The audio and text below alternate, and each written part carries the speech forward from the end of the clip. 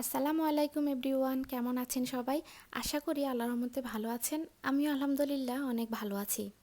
আজকে আমি দেখাবো মাছের কোপ্তাকারি। তার জন্য এখানে আমি রুই মাছের পিঠের অংশ নিয়েছি। জি, অবশ্যই যেই মাছই নেন না কেন মাছের পিঠের অংশটাই নেবেন। এখানে আমি সামান্য হলুদ লবণ নিয়েছি, আর মাছগুলোকে আমি লবণ, হলুদ আর লেবু দিয়ে ভালো করে পরিষ্কার করে নিয়েছি। এতে করে মাছের গন্ধটা থাকে না, বিশেষ করে যারা আমরা বাহিরে থাকি। এখানে আমি 4 কোয়া রসুন, 3টা কাঁচামরিচ, ছোট এক টুকরো আদা আর মাঝারি সাইজের একটা পেঁয়াজ, এগুলোকে আমি একসাথে ব্লেন্ডার করে নেব। আর এদিকে সামান্য লবণ আর হলুদ দিয়ে আধা কাপ পানি দিয়ে মাছগুলোকে আমি সিদ্ধ করে নেব। মাছগুলো আমার সিদ্ধ হয়ে গেছে। এখন এভাবে করে আমি মাছগুলোকে একটু পানি টানিয়ে নিচ্ছি। এতে করে আমি যখন কোপ্তাগুলো তেলে দিব তাহলে আর ছুটে ছুটে যাবে না। তো এখন মাছগুলোকে আমি কাটা ছাড়িয়ে নিয়ে এগুলোকে ঠান্ডা করে নিয়েছি। এতে এখন আমি একটা আলু ম্যাশ করা রেখেছিলাম দিয়ে দিব। 1 চা চামচ কর্নফ্লাওয়ার দিয়ে দিব। গ্রেভির জন্য যে মশলা রেখেছি ওখান থেকে 1 চিমটি পরিমাণ হলুদ আর জিরা গুঁড়া দিয়ে দিব।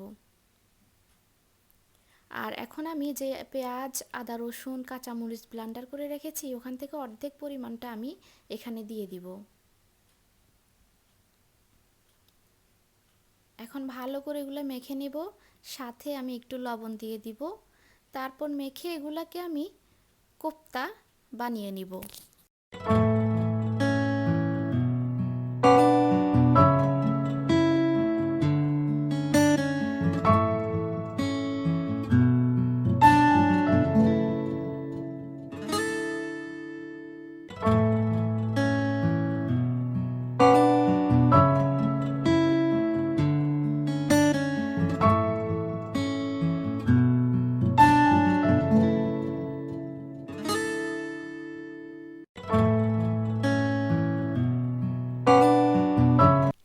সবগুলো কোপ্তা আমি এখানে বানিয়ে নিয়েছি।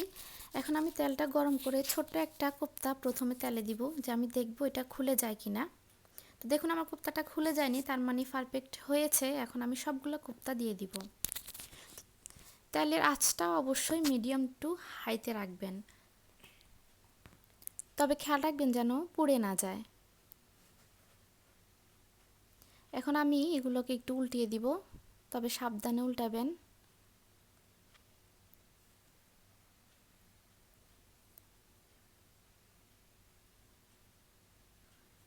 কোপ্তাগুলো ভাজা হয়ে গেছে। এখন আমি সবগুলোকে উঠিয়ে নিব।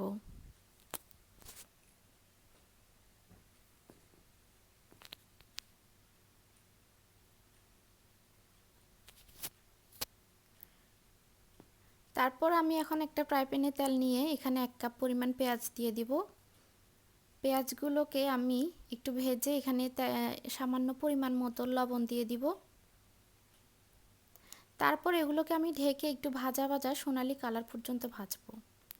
তো এগুলো আমার সোনালি কালার হয়ে গেছে। এখন আমি এতে বাটা যে পেঁয়াজ, আদা, রসুন, কাঁচামরিচ পেস্ট করা ওগুলো দিয়ে দিয়ে একটু ভাজবো। এখন এতে আমি গুঁড়ো মশলাগুলো দিয়ে দিব। এখানে আমি হলুদ আর ধনিয়া গুঁড়ো আধা চা চামচ করে রেখেছিলাম, আর মরিচ আর জিরের গুঁড়ো 1 চা চামচ করে রেখেছি। এগুলোকে ভালো করে একটু ভেজে আমি পানি দিয়ে দিব কষানোর জন্য। তারপরে এগুলোকে ঢেকে আমি কষিয়ে নিব। দেখুন মশলাগুলো কষানো হয়ে গেছে, তেল উপরে উঠে গেছে। এখন এতে আমি রান্নার পানি দিয়ে দিব। তো পানিটা আমি এখন একবারেই দিয়ে দিব, পরে আর পানি দিব না। রান্নার পানিটা আমি 2 কাপ পরিমাণ পানি দিয়েছি, ফুটে ওঠার জন্য অপেক্ষা করব। পানিটা ফুটে উঠেছে, এখন আমি কোফতাগুলা এর মধ্যে দিয়ে দিব। তা আমি ঢেকে 10-12 মিনিট রান্না করব।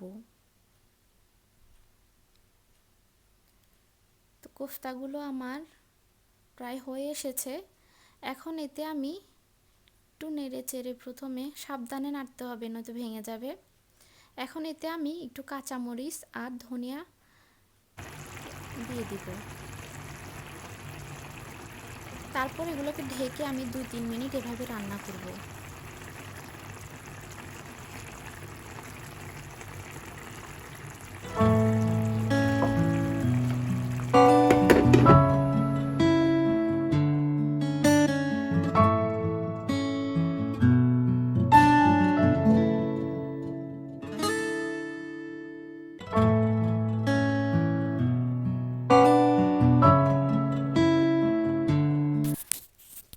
রান্নাটা হয়ে গেছে, দেখুন কি সুন্দর তেল উপরে উঠে গেছে।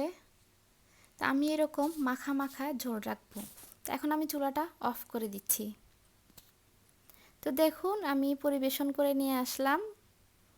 আমার রান্নাটা অনেক দেখতেও যেমন সুন্দর, খেতেও কিন্তু ভারী মজা হয়েছে।